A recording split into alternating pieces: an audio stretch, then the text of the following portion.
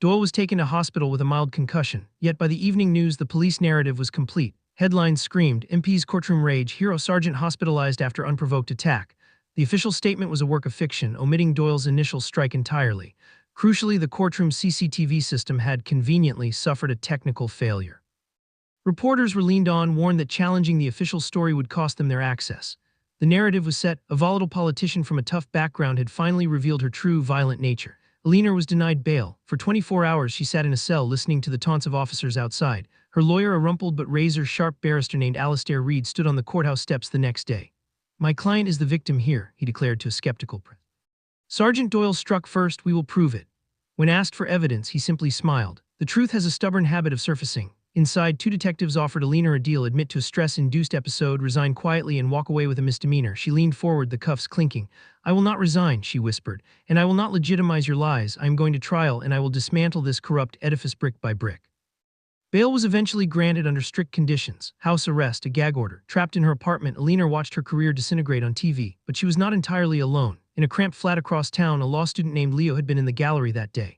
Terrified and conflicted, he had captured 4 crucial seconds of vertical video on his phone before ducking down. He saw the news, saw the lies. After days of anguish, he anonymously uploaded the file to a secure site. Grainy, shaky phone footage focusing on the strike. By dawn, the clip was everywhere. It was shaky but clear. Doyle's strike, the sound, Alina's head snapping back, then her retaliating blow. The public narrative capsized overnight. Hashtags like Stand with Alina and Courtroom Truth trended globally. But the establishment wasn't finished. Alastair Reed received an anonymous call. "Take the plea deal today," a distorted voice warned, "or we release the file on her sister." Alina's sister was a reformed addict with a clean record, but the police had evidence that could send her away. The threat was designed to break her. Sitting with Alastair, Alina felt a tremor of fear for the first time. "If I fight, they destroy her." Alastair removed his glasses. "Alina, if you fold, Doyle walks. He becomes a martyr. They are terrified of that video, but to win we need more. We need to destroy his credibility at its root." He revealed he knew an investigative journalist with a shadow file on Doyle, every buried complaint, every paid-off settlement, a file judges had repeatedly blocked. "We don't get a judge to admit it," Alastair said, a plan forming. "We get Doyle to admit it himself. His weakness is his arrogance. We make him confess on the stand."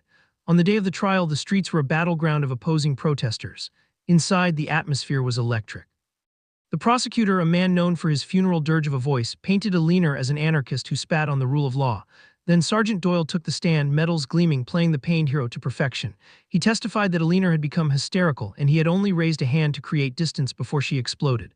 "I would never strike a woman," he said, oozing fabricated sincerity. It was Alastair's turn.